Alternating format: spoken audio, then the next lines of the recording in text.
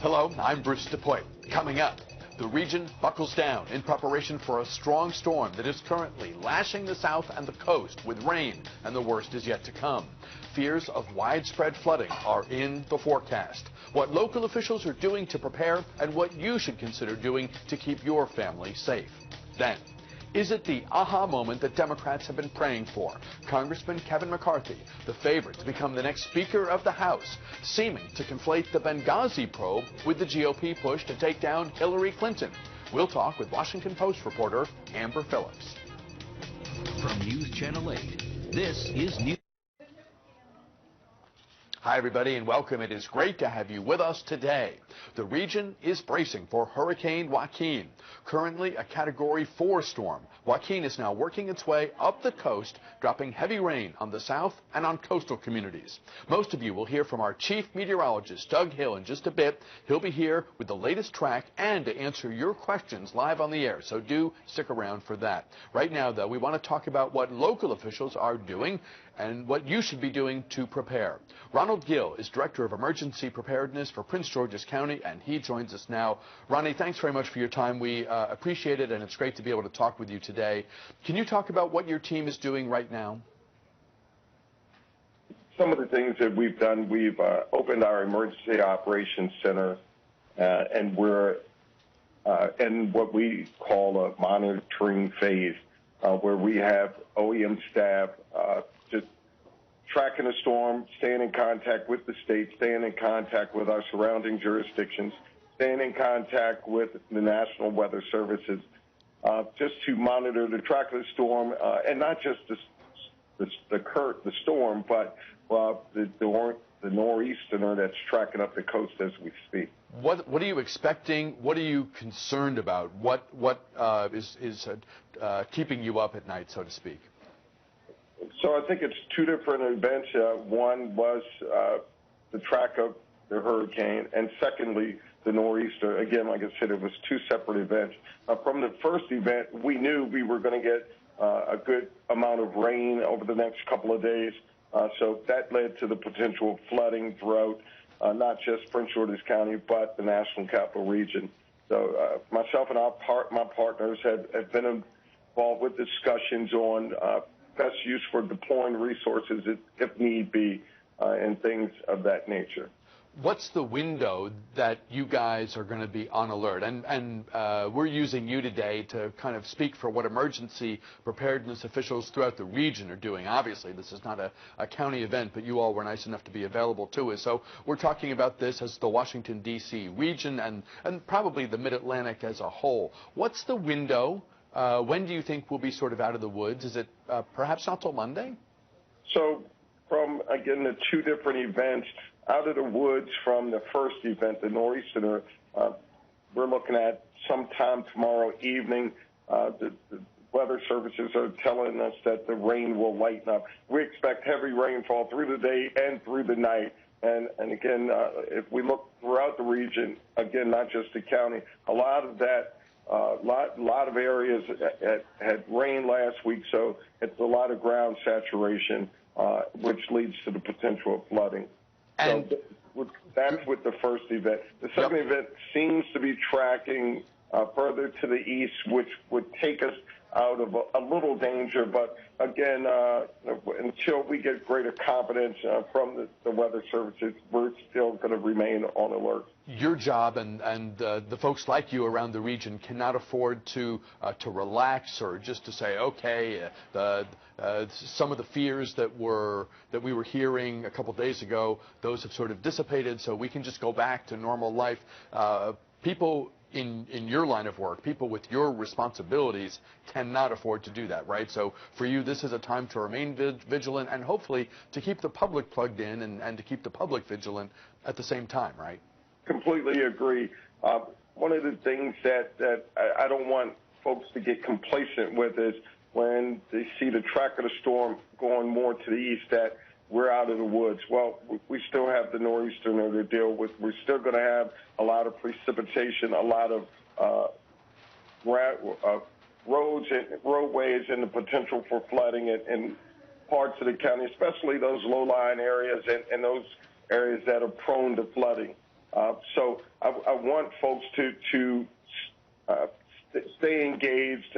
And again, one thing about emergency management is we have to remain proactive. So although the storm is tracking further east, I still am looking at having assets in place in case this storm tracks back to the west. It's out there, so until it passes us, we will remain vigilant. You have responsibility for a huge geographic area, and there, just as there are everywhere, there are places that are in your community that are prone to flooding. I'm guessing you're monitoring those, and the warnings that you and we through the media put out to the public all the time, those remain as crucial, and those should be as front of mind as ever, right? I mean, it seems like every event we have something like this, somebody thinks, I'm not going to go around because that'll take more time, that'll be an inconvenience. I see the water, but I think I can get through it, so I'm just going to drive my vehicle into that water. I mean, there's important public safety information, whether this is the big one or just more of a nuisance. There's important public safety information to continue to drill, to reinforce, correct? That's correct. Everything that we put out, everything that most of the surrounding jurisdictions are putting out is turn around, don't drown. If you see standing water, it's safer and best to just turn around, and even if it takes you more time.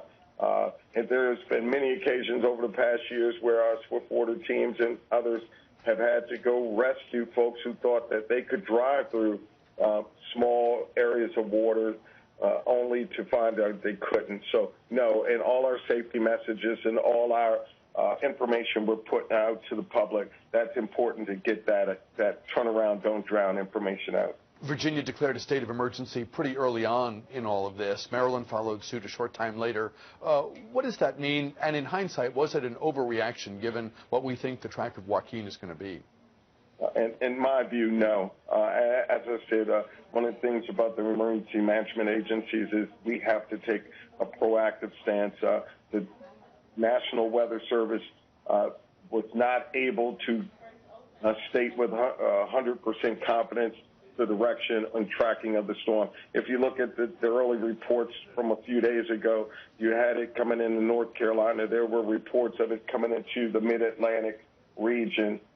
So these areas were going to be the ones that were pounded. So I think they made smart decisions to go ahead and declare to get those resources in place. It also allows the state to asset to gather resources that without the declaration they wouldn't have been able to.